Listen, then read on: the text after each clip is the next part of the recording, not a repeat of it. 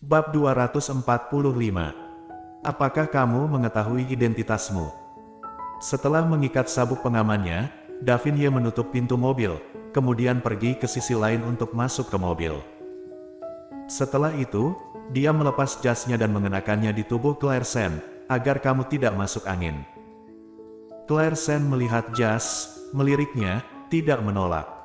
Davin Ye memperlakukannya. Itu sangat bagus. Jika dia tidak menyukai Golden Ye, mungkin dia bisa bersamanya. Tapi sekarang, pikirannya penuh dengan Golden, dia benar-benar tidak bisa menipu dirinya sendiri lagi. Memikirkan hal ini, Claire Sen menutup matanya dan berhenti berbicara dengan Davin Ye.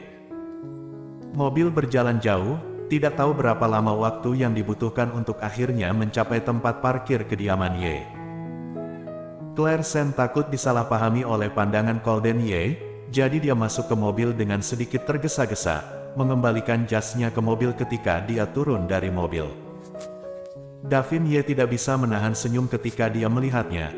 Kamu tidak perlu terlalu khawatir.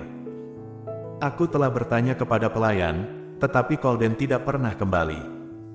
Mendengar ini, langkah Claire Sen berhenti sejenak, dan kemudian berdiri diam. Dia kembali menatap Davin Ye yang juga menatapnya. Tentu saja, kamu tidak ingin tahu kemana dia pergi.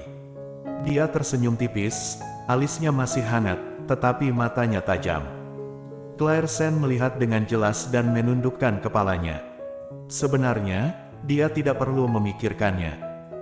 Lagi pula, Sally Han mengenakan anting-anting itu dan muncul di depannya tadi malam. Meskipun dia pergi ke toko perhiasan untuk bertanya, tapi dia masih merasa tidak mau menyerah.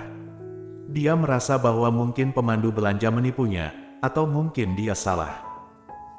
Sepasang anting-anting yang dikenakan Sally bukanlah pasangan yang dibeli Golden Ye. Bagaimana dia bisa memiliki hubungan dengan Golden Ye? Jadi dia ingin menemukan Golden Ye untuk melihat apakah sepasang anting-anting masih bersamanya, dan ingin memastikan. Jadi jangan khawatir, pergilah perlahan, atau aku akan mengantarmu kembali ke kamarmu. Tidak perlu. Sebelum dia maju, Claire Sen dengan dingin menolak kebaikan Davin Ye, kemudian berjalan maju perlahan sendirian. Setelah beberapa langkah, dia tiba-tiba berhenti lagi dan kembali menatap Davin Ye. Melihatnya berbalik, ekspresi Davin Ye bergerak, dia tanpa sadar memanggil namanya, Claire.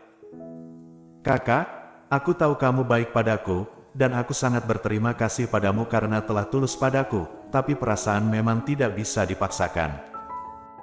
Jika kamu mau, kamu selalu bisa menjadi kakak tertuaku, bagaimanapun caranya, dan Golden adalah. Mendengar ini, kecerahan mata Davin Ye tiba-tiba menghilang. Setelah beberapa saat, dia menarik bibirnya dan tertawa pahit. Hanya ini yang ingin kamu katakan. Iya, aku tidak akan mengatakannya lagi di masa depan, Kak. Terima kasih atas apa yang terjadi kemarin, aku akan pergi dulu. Setelah berbicara, Claire Sen berbalik dan pergi. Melihatnya pergi, Davin Ye tiba-tiba mengangkat sudut bibirnya dan menatap telapak tangannya. Tangannya telah menyentuhnya sebelumnya, dan aroma miliknya masih terasa di antara jari-jarinya. Dia berdiri di sana untuk waktu yang lama sebelum pergi. Asteris. Claire Sen kembali ke kamar dan menemukan bahwa ruangan itu benar-benar kosong. Golden Ye tidak kembali sama sekali. Selama 2 malam penuh, 2 hari, dia sebenarnya tidak kembali. Claire Sen berbaring di rumah sakit sepanjang malam, merasa tidak nyaman, jadi dia harus mandi dulu. Ketika mandi dengan air hangat, Claire Sen ingat bahwa lukanya sepertinya tidak bisa terkena air, tapi dia memikirkannya, selama beberapa hari seharusnya tidak apa-apa. Jika tidak mandi, akan ada bakteri di tubuhnya, jadi dia tidak peduli. Setelah mandi buru-buru dengan air bersih, Claire Sen mengganti pakaiannya. Golden Ye tidak ada di rumah, jadi Claire Sen hanya mengenakan baju tidur dan langsung keluar. Begitu dia berjalan keluar dari kamar mandi, Claire Sen merasakan napas sedingin es menyebar di langit. Dia berdiri di sana dengan kaget, menatap orang yang tiba-tiba muncul di ruangan itu. Kemana kamu pergi tadi malam? Suara dingin itu menghantam kepala Claire Sen dengan kejam seperti es dan salju. Bukan orang lain yang muncul di ruangan itu, tetapi itu adalah Golden Ye yang duduk di kursi roda. Ekspresinya seperti di neraka, matanya tajam seperti pisau ketika dia bertanya. Kamu? Claire Sen menatapnya dengan tatapan kosong, mengapa kamu kembali tiba-tiba? Bukankah dia kembali dalam 2 malam? Mengapa tiba-tiba muncul di sini, dan tahu bahwa dia tidak pulang tadi malam? Mengapa? Golden Ye mencibir, ini adalah rumah Golden Ye. Kapan sampai di sini harus dengan persetujuan Golden Ye? Ini membuat kulit kepala Claire Sen mati rasa, dia hanya bisa menjelaskan dengan tenang, aku tidak bermaksud begitu, aku hanya... Sebelum dia bisa menyelesaikan kata-katanya, Golden Ye mendorong kursi rodanya, lalu mengikat pergelangan tangannya dan menariknya ke dalam pelukannya. Ah! Seru Claire Sen, berbaring telentang.